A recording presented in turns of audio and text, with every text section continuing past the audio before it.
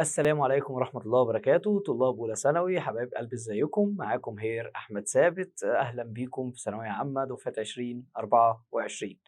إن شاء الله النهاردة عايزين نتكلم عن اللغة الألمانية، ونتكلم عن مميزات اللغة الألمانية وليه أصلا نختار لغة ألمانية. طيب، واحد كده بسم الله الرحمن الرحيم. أول حاجة عايزين نتكلم عنها إن اللغة الألمانية هي لغة من اللغات المستخدمة في يعتبر كل المجالات، زي مجالات الطب، زي مجالات الهندسة، مجالات الصناعة، مجالات التجارة. وده لأن وضع ألمانيا الاقتصادي بيسمح لها بكده.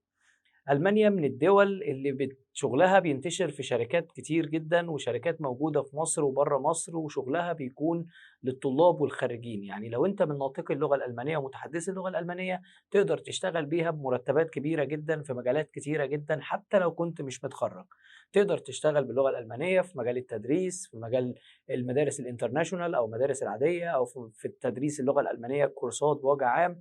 تقدر تشتغل باللغة الألمانية في مجال السياحة، في مجال الإرشاد، في مجال الترجمة ومكاتب الترجمة. تقدر تشتغل في مجال خدمة العملاء، وطبعا تقدر تشوف على النت مرتبات خدمة العملاء عاملة ازاي وبتوصل لإيه. اللغة الألمانية من أعلى اللغات الموجودة في مصر، هي والإنجليش. بعد الإنجليش يعتبر اللغة الألمانية، بس بالنسبة للرواتب والاقتصاد اللغة الألمانية أقوى طبعا، لأن مرتبات الألماني مقارنة بمرتبات الإنجليش أقوى من مرتبات الإنجليش بكتير.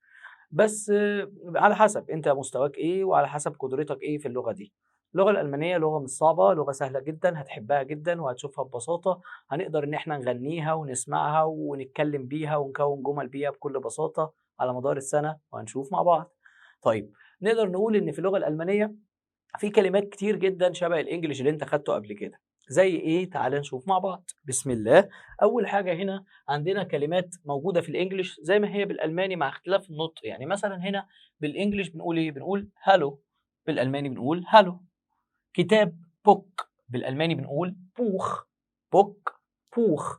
فازر اللي هو الاب، هنا بنقول فاتر. ماذر الام بنقول موتر. براذر الاخ بنقول برودر. سيستر الاخت بنقول شفستر.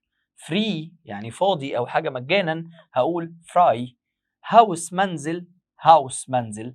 بيد سرير، بيت سرير. مان رجل، من رجل. فوت قدم، فوس قدم. فوت بول كرة القدم، فوس بال كرة القدم. هاند، هاند. هاند بول، هاند بال. هاند بول كرة اليد، هاند بال. بول، بال يعني كلمة كورة بالانجلش بنقول ايه؟ بول. بالالماني بنقول بال. اند النهاية بنقول اند. وورد كلمة، فورت وورد، فورت. فبالتالي كلمة باسورد هنقول باسفورت. باسورد، باسفورت، هي نفس الكلمة. اور اللي هي الساعة هنقول اور. اور، اور. ووتر اللي هي المية هنقول فاسر. ووتر، فاسر. ميوزك موسيقى هنقول موزيك. ميوزك، موزيك. كلمة بلو أزرق هنقول بلاو. بلو، بلاو. نوز الأنف هنقول إيه؟ هنقول نازة. نوز، نازة. نوز، نازة. هير هنا، هير هنا. طيب، معانا كلمات هي نفس الحروف بتاعتها بالظبط زي ما في الانجليش. يعني مثلا كلمة ايميل بالالماني هي كلمة ايميل بالانجليش. كلمة سبورت رياضة بالانجليش اسمها بالالماني سبورت. نفس الحروف بس النطق اختلف شوية، من سبورت شبورت. سبورت، شبورت. هوبي، هوبي هواية. تي شيرت، تي شيرت. تي شيرت، تي شيرت. تكست، تكست. كمبيوتر، كمبيوتر. ريليجن اللي هو الدين، ريليجن، ريليجيون. ريليجن، ريليجيون. طيب، تقدر تقول ان الالماني كل الكلمات اللي في اللغه الالمانيه كما تكتب كما تقرا. يعني انا ما عنديش في اللغه الالمانيه اي حرف سايلنت. يعني ايه؟ يعني كل الحروف اللي قدامي مكتوبه بتتقري زي ما هي. هتلاقي كلمات كتير كل ما انت بتقابل في الكلمات الالماني كلمات وانت بتحفظ هتلاقي شبيهه الكلمات انت كنت عارفها قبل كده من اللغه الانجليزيه، وهتلاقي نطقها سهل جدا وقرايتها سهله، لان كل الحروف اللي قدامك زي ما قلت لك بتتكتب بتتقري. اتفقنا يا شباب؟ طيب، احنا هنتكلم النهارده عن حاجه بسيطه كده، نعرف نفسنا بالالماني ازاي. ازاي احيي شخص بالالماني، ازاي اسال شخص عن حاله. حاجات بسيطه كده ايه من منهجنا. احنا منهجنا السنه دي في اولى ثانوي عشان بس ما تتخضش، منهجنا عباره عن 2 يونتين بالظبط. يونت عن تعريف نفسك، ازاي تعرف نفسك وازاي تعرف موطنك ومكان سكنك والكلام ده، ويونت بتعرف العيله بتاعتك. هو ده منهجك الترم الاول. الترم الثاني بتتكلم عن يونتين، يعني انت هتدرس اولى ثانوي بالظبط كام يونت؟ 4 يونتات في اولى ثانوي. مقدار اللي انت هتدرسه في الثلاث سنين كله 14 يونت متقسمين على 3 سنين، 4 يونتات في اولى، 5 يونتات في ثانيه، و5 يونتات في ثالثه. طيب ده لو انت مثلا في ثالثه ثانوي بتدرس انجليش، ال 14 يونت دول هتاخدهم في سنه ثالثه ثانوي. اللي انت بتدرسه في الالماني في الثلاث سنين هو اول مستوى من اللغه الالمانيه، وده بالنسبه لك ممكن يدرسه طالب في ابتدائي في مدرسه انترناشونال او لغات. يعني الطلاب اللي في مدارس انترناشونال بيدرسوا نفس المنهج اللي انت بتدرسه وهم في ابتدائي، فما بالك بقى انت بعقليتك دلوقتي بعد ما بقيت في ثانوي وكبرت بتدرس منهج بيدرسه طفل في ابتدائي. فانت الموضوع هيكون بسيط معاك جدا، وان شاء الله هتحب اللغه الالمانيه على ايد العبد لله. تعالى كده نبدا مع بعض نقرا شويه حاجات مع بعض. اول موضوع عندنا يا شباب عايزين نقراه سوا، عايزين نتكلم على حاجه اسمها دي بيجروسونج. بيجروسونج يعني التحيه. ازاي احيي شخص باللغه الالمانيه؟ اول تحيه تحيه الصباح، بنقول صباح الخير جوتن مورجن. جوتن مورجن. نهارك سعيد جوتن تاج. مساء الخير جوتن ابند. يبقى انا عشان اقول صباح الخير هقول ايه تاني؟ جوتن مورجن، جوتن تاج، جوتن ابند. صباح الخير جوتن مورجن، نهارك سعيد جوتن تاج، مساء الخير جوتن ابند. طيب عايز اقول لك مثلا اهلا، هقول هالو، هاي، فيلكومن. هالو، هاي، فيلكومن. بدل ويلكم بقت ايه؟ فيلكومن.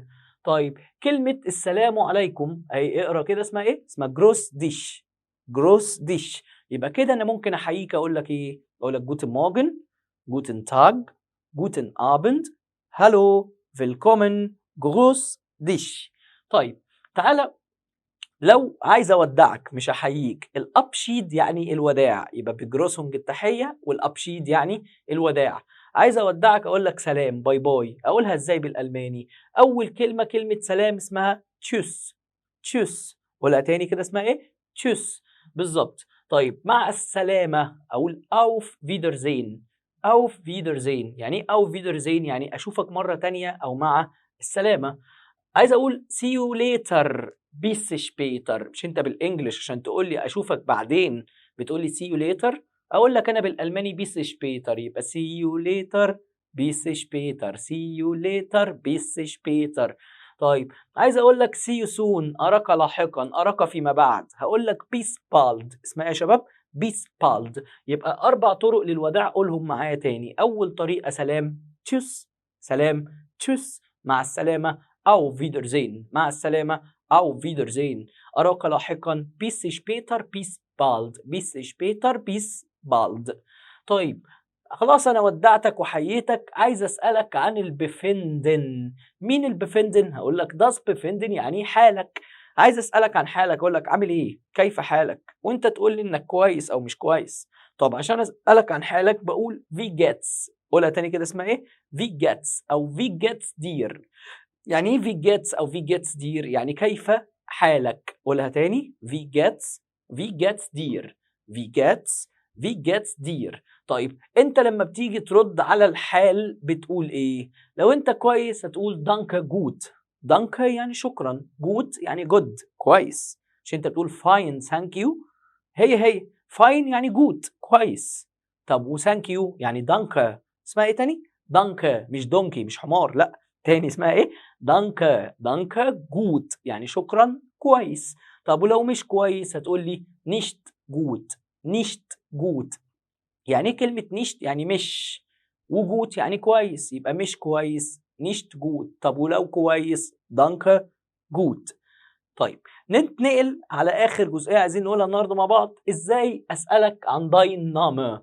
يعني ايه نامه؟ يعني نيم. اقرا كده بالانجلش، الكلمه دي انت بتقراها بالانجلش تقول ايه؟ تقول نيم. طب اقراها بالالماني هتقول ايه؟ نامه. قلت لك كل اللي بيتكتب بيتقري، مفيش سايلنت. نامه، نامه. هنتكلم عن الحروف بالتفصيل في اول محاضره باذن الله. نامه اللي هو الاسم. ازاي اسال شخص عن اسمه بالالماني؟ اول طريقه ان انا اقول له في هايست دو. في هايست دو. هو يرد يقول لي ich heiße احمد. في هايست دو؟ ich heiße Ahmed. Wer bist du? Wer bist du? Ich bin أحمد. يعني إيه ich bin؟ يعني أنا أكون. يبقى لما أجي أقول لك دلوقتي إيه ich bin أحمد بقيت أنا أكون أحمد. ich heiße أحمد أنا أدعى أحمد. ممكن أقول طريقة ثالثة وهي إن أنا أقول لك wie ist dein Name؟ wie ist dein Name؟ مش أنت بالإنجليش تقول what is your name؟ اقلبها ألماني what is your name بقت wie ist dein Name؟ wie ist dein Name؟ mein Name ist Ahmed. mein Name ist Ahmed. يبقى أنا عرفت اسمي إزاي؟ حد يعرف يقولها معايا؟ أول طريقة قلت إيه؟ ich heiße أحمد. تاني طريقة قلت إيه؟ ich bin أحمد. تالت طريقة قلت إيه؟ mein Name ist أحمد.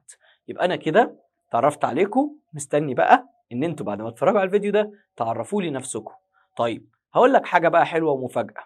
لو أنت شايف إن الكلام اللي أنت سمعته ده نطقه صعب، أنا هقول لك إن الكلام اللي أنت سمعته ده هنغنيه راب.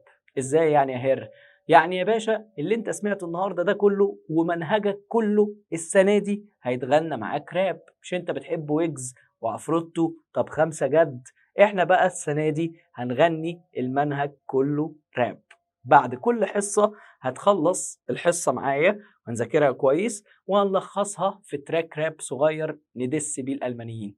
أشوفكم بخير ونسمع مع بعض التراك ده قبل ما أقفل. السلام عليكم ورحمة الله وبركاته. تشيز. دي بيغروسونج يعني التحية. دي بيغروسونج يعني التحية. صباح الخير جوتن مورجن. نهارك سعيد يعني جوتن تاج. مساء الخير جوتن آبند. جوتن مورجن جوتن تاج. جوتن آبند جوتن مورجن جوتن تاج جوتن آبند. هلو فيلكومن يعني أهلا مرحبا. أهلا مرحبا يعني هلو فيلكومن. das befinden يعني الحال. das befinden يعني الحال.